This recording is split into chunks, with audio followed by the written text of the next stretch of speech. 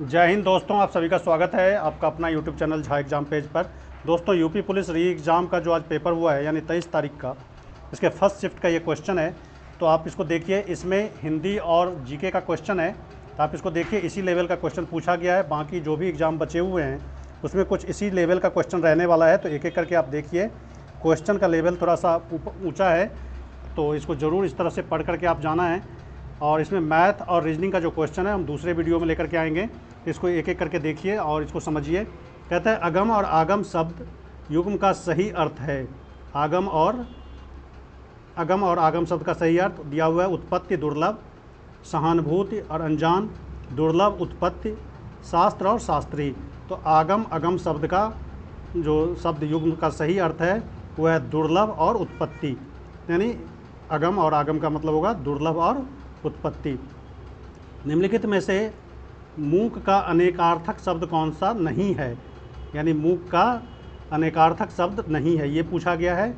तो शांत, विवश, गूंगा और चुप, तो ये सब सारे मूक के हैं। यानी चुप इसका सही आंसर हो जाएगा। चुप यानी ये मूक का अनेकार्थ शब्द नहीं है, मतलब इसके वैकल्पिक वर्ड नहीं है। तो यहाँ पर क्या हो जाएगा? चुप। यानी मूक चुप दूसरे अर्थों में भी प्रयोग होता है। अगला है, निजवाचक सर्वनाम का प्रयोग किस वाक्य में हुआ है? इसमें से किस वाक्य में निजवाचक सर्वनाम का प्रयोग हुआ है? पहला है, अपनों से क्या छिपाना। दूसरा है, आप भला तो जग भला। यह मेरी निजी पुस्तक है। और यह है, आज अपनापन कहाँ है। ये चार ऑप्शन दिया गया है। इसमें कहा गया कि निजवाचक सर्वनाम, यानी निजवाचक सर्वनाम का प्रयोग किस वाक्य में हुआ है? तो इसका सी आंसर सही हो जाएगा। यह मेरी निजी पुस्तक है। यानी निजी से ही आपको निजवाचक सर्वनाम, जिससे नज़दीकता का बोध होता हो, अपनापन का बोध होता हो, तो उसे हम निजवाचक सर्वनाम कहते हैं। तो यहाँ पर यह मेरी निजी पुस्तक है, यानी सी ऑप्शन सही हो जाएगा। अगला है 63 नंबर, 62 नंबर हो गया, 63 नंबर निजवाचक। अब 64 नंबर है, क्या भूलूं क्या याद करूं हरवंश राय बच्चन की आत्मकथा श्रृंखला का कौन सा भाग है?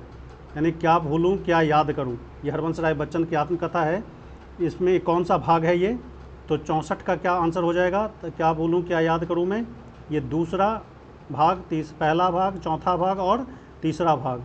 तो क्या भूलूं क्या याद करूं ये हरवंश राय बच्चन की आत्मकथा का पहला भाग है, याद रखेंगे। क्या भूलूं क्या याद करूं ये पहला भाग है।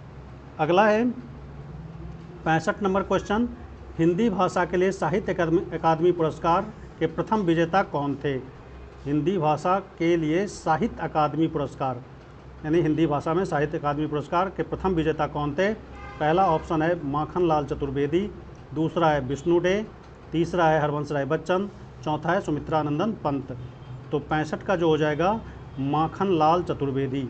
इन्हें हिंदी साहित्य अकादमी का प्रथम पुरस्कार मिला था 1955 में, याद रखेंगे 1955 में।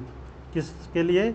Him Tarangini, him Tarangini, Tarangini, Tarangini, him Tarangini, इस किताब के लिए इन्हें क्या मिला था? साहित्य अकादमी पुरस्कार, प्रथम साहित्य अकादमी पुरस्कार मिला था। अगला क्वेश्चन है, निम्नलिखित में से वयोवृद्ध शब्द का सही संधिविच्छेद कौन सा है? वयोवृद्ध शब्द का सही संधिविच्छेद, वयः जोड़ वृद्ध, वया जोड़ वृद्ध, वयो जोड़ वृद्ध, वयः जोड़ वृद्ध।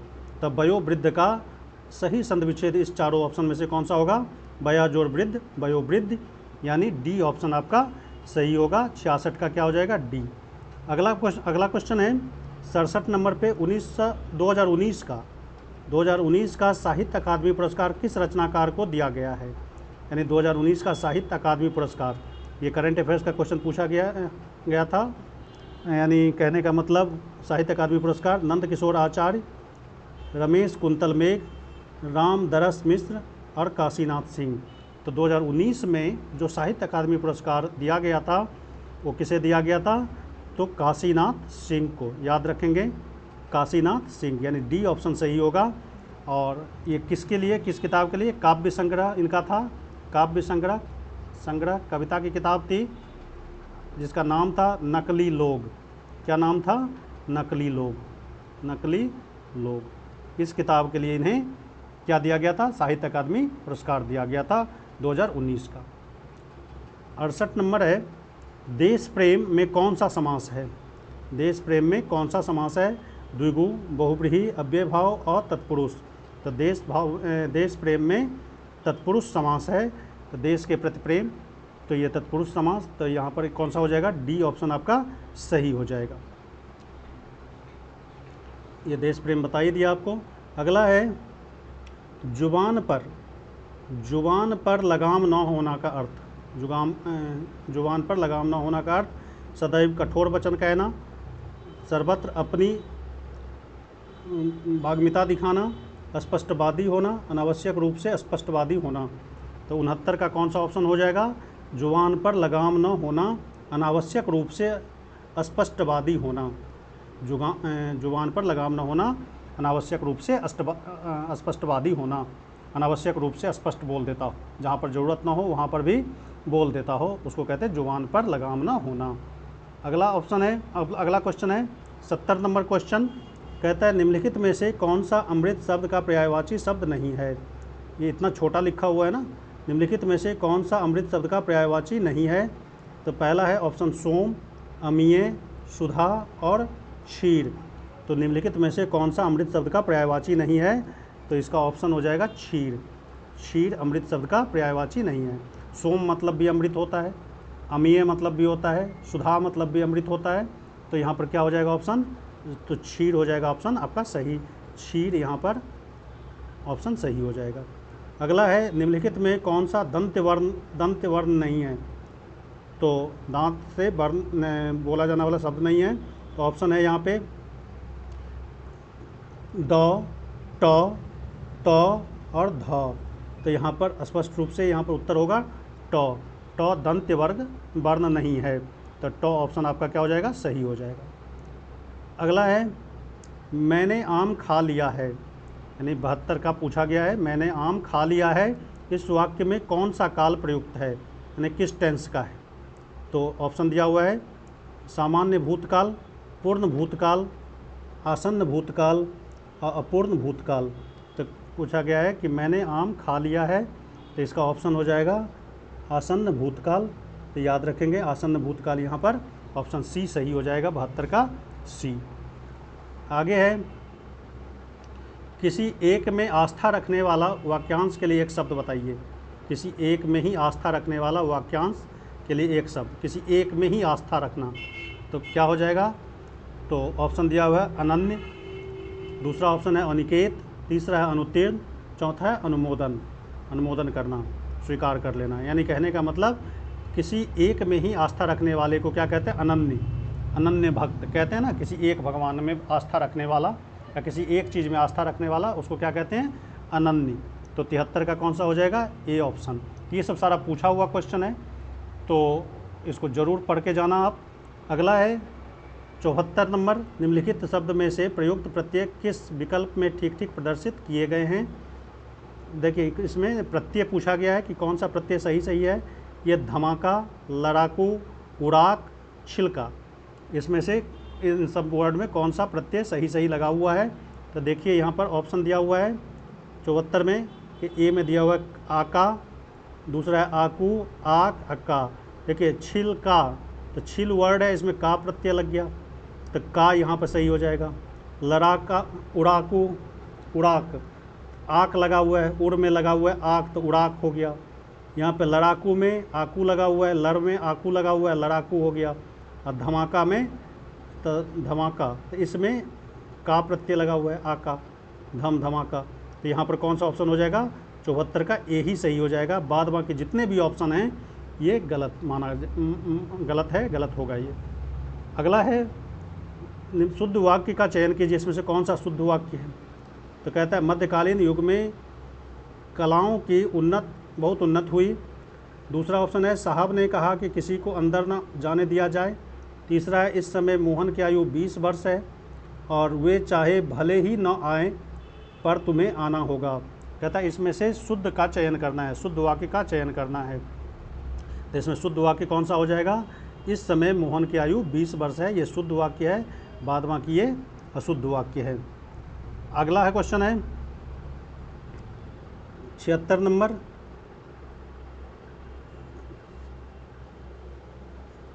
सदा एक वचन में प्रयुक्त होने वाला शब्द चुनिए। सदा एक वचन में प्रयुक्त होने वाला शब्द, तो वर्षा और जनता यहाँ पर है, तो वर्षा और जनता क्या हो गया, एक वचन में प्रयुक्त शब्द है, तो यहाँ पर वर्षा और जनता हो जाएगा, तो 76 का ए। 77, राजा शब्द के लिए पर्यायवाची शब्द चुनिए। इसमें से पूछा गया कि राजा का पर्यायवाची कौन सा है, तो यहाँ पर है गोविंद, लंकेश, रघुवीर और नरेंद्र। तो यहाँ पर ऑप्शन हो जाएगा सी, रघुवीर। रघुवीर राजा के लिए प्रयुक्त शब्द है। वैसे नरेंद्र मतलब भी राजा होता है, लेकिन सामान्य अर्थों में इसका यूज नहीं होता है, तो यहाँ पर ऑप्शन क्या हो जाएगा, रघुवीर आंसर इसका सही होगा। अगला है 78 नंबर का, निम्नलिखित में से वाक्य को शुद्ध रूप से चयन कीजिए। इसमें से कौन सा शुद्ध वाक्य है। भारत में अनेक जातियां हैं, भारत में अनेकों जातियां हैं, तो अनेकों जातियां नहीं होगा। भारत में अनेक जाति है, ये भी नहीं, और भारत में अनेकों जाति है, ये नहीं, तो ऑप्शन ए सही हो जाएगा। भारत में अनेकों जाति है, तो ए ऑप्शन आपका सही हो जाएगा, ए के साथ जाएंगे। अब कहता है विस्मयादि बोधक का चिन्ह कौन सा है इसमें, तो विस्मयादि बोधक का चिन्ह ऐसा होता है, यानी बी ऑप्शन सही है, बी ऑप्शन के साथ चलेंगे। अब कहता है 80 नंबर, इस वाक्य में अच्छा शब्द का प्रयोग विशेषण के रूप में हुआ है। तो अच्छा एक विशेषण है, यहाँ पर अच्छा विशेषण किस वाक्य में हुआ है। अच्छा तुम घर जाओ, क्या इसमें विशेषण है, तो नहीं। अच्छा है वह अभी आ गए। तीसरा ऑप्शन है तुमने अच्छा किया जो आ गए। चौथा ऑप्शन है यह स्थान बहुत अच्छा है, तो डी ऑप्शन सही होगा, यह स्थान बहुत अच्छा है, स्थान के लिए अच्छा आया है, यानी ये विशेषण है, यानी इसका ऑप्शन क्या हो जाएगा, डी सही हो जाएगा, डी के साथ हम लोग चलेंगे। अगला प्रश्न है प्रेम सागर के रचनाकार हैं। प्रेम सागर के रचनाकार कौन हैं, तो ऑप्शन है यहाँ पर प्रेम सागर के रचनाकार कौन है, लल्लू लाल, सुंदरदास, सदत्त मिश्र और उस्मान। तो प्रेम सागर के रचनाकार है लल्लू लाल। इसकी एक रचना और है प्रेम सागर और लाल चंद्रिका, याद रखेंगे, लाल चंद्रिका, ये लल्लू लाल की रचना है। हो सकता है यहाँ पर प्रेम सागर पूछा है, तो अगले शिफ्ट में, आने वाले शिफ्ट में लाल चंद्रिका किताब के बारे में पूछे, तो ये भी लल्लू लाल की है, तो इसको देख लेना है। 82 नंबर है, कहता है अनावर्त शब्द का संभिन्नार्थक क्या है। अनावर्त का, तो पृथ्वी, निरादर, न दोहराया हुआ, अयोग्य आचरण। तो अनावर्त शब्द का समानार्थक शब्द जो है वो है न दोहराया हुआ। अनावर्त जो दोहराया गया ना हो उसे अनावर्त कहते हैं। अगला क्वेश्चन है 83 नंबर। 83 नंबर कहता है निम्नलिखित में से कौन सा शब्द पुल्लिंग है। क्षेत्र, रीति, क्षमा और घटना। तो यहाँ पर क्षेत्र क्या हो गया, पुल्लिंग शब्द हो गया, तो ए ऑप्शन आपका सही होगा। 84 नंबर क्वेश्चन है वह आई तो मेरी चिट्ठी उसे दे देना, इस वाक्य में कौन सा काल है। कहता है वह आई हो तो यह मेरी चिट्ठी उसे दे देना, इस वाक्य में कौन सा काल है। तो कहता है तत्कालीन वर्तमान, सामान्य वर्तमान, संदिग्ध वर्तमान और संभाव्य वर्तमान। तो वह आई हो तो मेरी चिट्ठी दे देना, तो इसमें संदिग्ध वर्तमान, यानी यहाँ पर संदिग्धता है कि वो आई हो, तो शंका है इसमें, संदिग्ध है कि नहीं भी आ सकती है, तो यहाँ पर ऑप्शन क्या हो जाएगा, सी ऑप्शन यहाँ पर सही हो जाएगा, सी के साथ यहाँ चलेंगे। अगला प्रश्न है 85, अशोच और अशौच शब्द का सही विकल्प चुनिए। तो अशौच मतलब क्या होता है, अशुद्धि, तो अशुद्धि वाला ये है, तो ये डाल दीजिए, बिना सोच के अशोच, जिसमें के पास कोई सोच ना हो, और अशौच मतलब हो गया अशुद्धि, यानी सी ऑप्शन आपका क्या हो जाएगा, सही हो जाएगा, सी के साथ चलेंगे। अगला क्वेश्चन है 86 नंबर पे, आग लगने पर कुआं खोदना, इस लोकोक्ति का क्या अर्थ होगा। आग लगने पर कुआं खोदना, मुसीबत आने पर घबरा जाना, कुआं खोदकर पुण्य कमाना, जल्दी में कार्य करना, संकट के समय बचाव के लिए सोचना। तो आग लगने पर कुआं खोदना, संकट के समय बचाव के लिए सोचना, यानी डी ऑप्शन आपका यहाँ पर क्या हो जाएगा, सही हो जाएगा, डी के साथ चलेंगे। अगला प्रश्न है 87 नंबर, कहता है ये तो आग लगने वाला हो गया, संकट के समय बचाव के लिए सोचना, जिसे सरलता से पढ़ा जा सके इसके लिए एक शब्द बताइए। जिसे सरलता से पढ़ा जा सके, जिसे सरलता से पढ़ा जा सके, इसके लिए एक शब्द बताइए। स्थापन, पाठ्य, सुपाठ्य और सुषुम्ना। तो सुषुप्ता यानी जिसे सरलता से पढ़ा जा सके, इसके लिए एक वर्ड बताना है आपको। तो पाठ्य है, स्थापन है, सुपाठ्य, जिसे आसानी से पढ़ा जा सके, सरलता से पढ़ा जा सके। तो सी ऑप्शन आपका क्या हो जाएगा, सही हो जाएगा। अगला प्रश्न है, निम्नलिखित में से कौन से शब्द में उपसर्ग नहीं है, किस में उपसर्ग नहीं है। तो प्रभाव, ओढ़ना, अपवाद और पराजय। तो देखिए इसमें भी उपसर्ग लगा हुआ है। जय में परा लगा हुआ है तो पराजय हो गया। वाद में अप लगा हुआ है तो अपवाद, ये भी वर्ड है। ये भाव में प्र लगा हुआ है तो प्र उपसर्ग लगा हुआ है। ओढ़ना में नहीं है। ये ढना कोई वर्ड ही नहीं है जिसमें उपसर्ग आप लगाएंगे, तो ओढ़ना यहाँ पर क्या हो जाएगा, सही आंसर हो जाएगा। तो ओढ़ना यानी बी ऑप्शन यहाँ पर सही होगा। इसमें कौन सा उपसर्ग नहीं है, तो यानी उपसर्ग प्रत्यय पढ़ के जाना है आने वाले शिफ्ट में। अगला है 89 नंबर पे, समास का शाब्दिक अर्थ है। समास का शाब्दिक अर्थ क्या है। तो समास का शाब्दिक अर्थ यहाँ पर ऑप्शन दिया हुआ है विग्रह, विच्छेद और संक्षिप्त, और चौथा ऑप्शन है विस्तृत।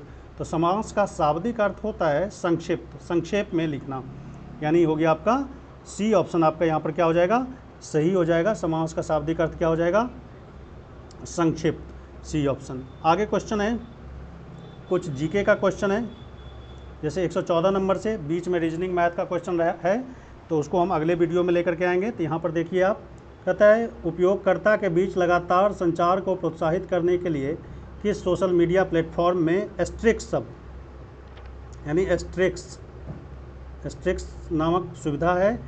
तो स्नैपचैट, इंस्टाग्राम, ट्विटर, फेसबुक। तो एस्ट्रिक्स किस में है, स्नैपचैट, यानी ए ऑप्शन आपका क्या हो जाएगा, सही हो जाएगा। ए के साथ यहाँ पर हम लोग चलेंगे, ए ऑप्शन सही है, ये पूछा गया है। अगला पूछा गया, पल्लव राजवंश की राजधानी कहाँ है, कहाँ स्थित थी पल्लव राजवंश की राजधानी। तो पल्लव की राजधानी कहाँ थी, तंजावुर, मैसूर, कांचीपुरम, मदुरई। तो कांचीपुरम, पल्लव की राजधानी कहाँ थी, कांचीपुरम, याद रखेंगे कांचीपुरम। तो दक्षिण भारतीय राज्य की राजधानी पूछा जा रहा है, तो आप चोल, चेर इस सब का जरूर याद कर लेंगे। आगे है 116 नंबर पे, वित्त स्थिरता बोर्ड यानी FSB, वित्तीय finance security board stationary board की क्या करता है, फाइनेंस स्टेबिलिटी बोर्ड क्या करता है, इसका काम बताना है। FSB का काम, FSB का क्या काम है, तो ये वित्तीय स्थिरता सुनिश्चित करता है, यानी ये वित्तीय स्थिरता को सुनिश्चित करता है। 4 ऑप्शन दिया हुआ है, विकासशील देशों को वित्तीय सहायता प्रदान करता है, या अपने सदस्य देशों को विदेशी मुद्रा भंडार का प्रबंधन करता है, या दुनिया भर के केंद्रीय बैंक के ब्याज दरों को नियंत्रित करता है। तो ये सब ऑप्शन नहीं होगा, तो ऑप्शन कौन सा सही होगा, डी ऑप्शन, ये वित्तीय स्थिरता को सुनिश्चित करता है। आगे क्वेश्चन है 119 नंबर पे, 117 नंबर वाला क्वेश्चन यहाँ पर दिख नहीं रहा है, बहुत ही छोटा है। 119 नंबर हम देखते हैं। 119 में कहा गया है, विदेशी व्यापार महानिदेशालय DGFT किस मंत्रालय के अंतर्गत आता है। DGFT याद रखेंगे, DGFT किस मंत्रालय के अंतर्गत आता है, सूक्ष्म लघु मध्य उद्यम मंत्रालय, विदेश मंत्रालय, वित्त मंत्रालय, वाणिज्य एवं उद्योग मंत्रालय। तो DGFT, तो DGFT आता है वाणिज्य और उद्योग मंत्रालय।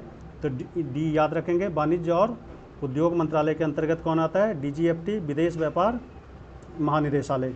अगला है 120, परमाणु ऊर्जा के उत्पादन के लिए कौन सा तत्व आवश्यक है, सिलिकॉन, हाइड्रोजन, कार्बन और यूरेनियम। तो परमाणु ऊर्जा के लिए यूरेनियम जरूरी है, तो डी ऑप्शन आपका क्या हो जाएगा, सही हो जाएगा। 121 नंबर पे है, नोएडा उत्तर प्रदेश किस जिले के अंतर्गत आता है। उत्तर प्रदेश का जो नोएडा है, नोएडा इलाका, वो किस जिले में आता है। ऑप्शन है बुलंदशहर, गाजियाबाद, मथुरा और गौतम बुद्ध नगर। ये गौतम बुद्ध नगर जिला में आता है नोएडा क्षेत्र, तो डी ऑप्शन आपका सही हो जाएगा। 122 नंबर पे पूछा गया है, विश्व डाक दिवस कब मनाया जाता है। विश्व डाक दिवस 3 अक्टूबर, 15 अक्टूबर, 10 अक्टूबर, 9 अक्टूबर। तो विश्व डाक दिवस 9 अक्टूबर को मनाया जाता है, तो डी ऑप्शन आपका क्या हो जाएगा, सही हो जाएगा। अगला प्रश्न है 123 नंबर पे, जून 2024 तक संघ गृह मंत्रालय का प्रमुख कौन है। तो गृह मंत्रालय का प्रमुख, संघ गृह मंत्रालय मतलब केंद्रीय गृह मंत्रालय का home affairs minister, union minister of home affairs, June 2024। तो अमित शाह याद रखेंगे, अमित शाह केंद्रीय मंत्री जो गृह मंत्रालय का कार्यभार देख रहे हैं। तो डी ऑप्शन आपका सही हो जाएगा। 124 में इंडियन नेशनल कांग्रेस की स्थापना पूछा गया है, यानी कांग्रेस पार्टी की स्थापना, INC इंडियन नेशनल कांग्रेस की स्थापना। तो ये तो आपको पता ही होगा 1885 में। तो डी ऑप्शन यहाँ पर सही हो जाएगा डी के साथ। 125 नंबर पे है, भारत का पहला हवाई अड्डा कहाँ स्थित था? भारत का पहला हवाई अड्डा कहाँ स्थित था? तो यहाँ पर तो भारत का पहला हवाई अड्डा कोलकाता दमदम, याद रखेंगे, दमदम एयरपोर्ट, दमदम हवाई अड्डा, याद रखेंगे, हवाई अड्डा, यानी डी ऑप्शन आपका सही हो जाएगा। आगे देखते हैं 126 में, भारत में व्यवसायों के लिए सेवाओं हेतु GST पंजीकरण के लिए थ्रेशोल्ड लिमिट क्या है? थ्रेशोल्ड लिमिट की सीमा क्या है? 20 लाख, 50 लाख, 5 लाख और 10 लाख। तो ये है 20 लाख। कुछ अन्य राज्यों में, कुछ स्पेशल राज्यों में 10 लाख की सीमा है, लेकिन सामान्यतया ये कितना है? 20 लाख की सीमा। तो ए ऑप्शन आपका सही हो जाएगा, 20 लाख। थ्रेशोल्ड लिमिट 20 लाख का है GST के लिए। 27 नंबर, 127 नंबर है, खाली जगह यहाँ पर डैश है। कहते हैं मैं दुर्भावनापूर्ण फाइलों वाली छवियों का उपयोग हैकर आपके खाते की जानकारी चुराने, आपके कंप्यूटर को संक्रमित करने में मदद करने के लिए किया जाता है। तो ये कौन सा है जो दुर्भावनापूर्ण फाइलों को, मतलब गलत इरादे से फाइल की छवियों को हैकर आपके खाते से जानकारी लेकर कंप्यूटर को संक्रमित कर देता है? तो यहाँ पर है image phishing, cat phishing, VPN और स्मिशिंग। तो इमेज फिशिंग, तो ए ऑप्शन आपका क्या हो जाएगा? सही हो जाएगा। तो 127 का ए। अगला प्रश्न है 128, क्रोएशिया गणराज्य की राजधानी कहाँ है? क्रोएशिया की राजधानी पूछा है, तो क्रोएशिया का जाग्रेब है। तो देखिए इसमें जाग्रेब कहाँ है? जाग्रेब इसकी राजधानी है। और 129 में है, आतंकवाद से लड़ने में सूचना साझा करने के लिए किन तरीकों को कौन सा तरीका महत्वपूर्ण हो जाता है? तो कहता है आतंकवादी संगठनों को सुरक्षा एजेंसियों द्वारा तहतों को प्रभावकारी रूप से समन्वित करने में सहायता करना, अन्य देशों के साथ संबंधों में सुधार करना, अधिकारियों को प्रभावित और खतरों की अधिक तेज़ी से पहचान करने में सहायता करता है, सेना की क्षमता बढ़ाता है। तो इसका ऑप्शन सी सही हो जाएगा। ये अधिकारियों को संभावित खतरों को अधिक तेज़ी से पहचानने में सहायता करता है। तो दोस्तों ये सब कुछ क्वेश्चन थे जो हिंदी और जीके का था। यूपी पुलिस जो री एग्ज़ाम हुआ है 23 तारीख को, इसका कुछ क्वेश्चन था। तो इसमें छोटा लिखा हुआ था, गौर से देखने पर आपको समझ में आएगा। हम अगले वीडियो में सेकंड शिफ्ट का क्वेश्चन लेकर के आएंगे और मैथ और रीजनिंग का भी क्वेश्चन लेकर के आएंगे। जिन छात्रों का भी पेपर नहीं हुआ है उन्हें काफ़ी मदद मिलेगी। इस लेवल की तैयारी रखनी है आपको, और अपने दोस्तों में इसे शेयर कर देना। चैनल को सब्सक्राइब नहीं किए हों तो चैनल को ज़रूर सब्सक्राइब कर लेना। हम इस तरह के अपडेट लेकर के आते रहते हैं। Thank you very much. जय हिंद।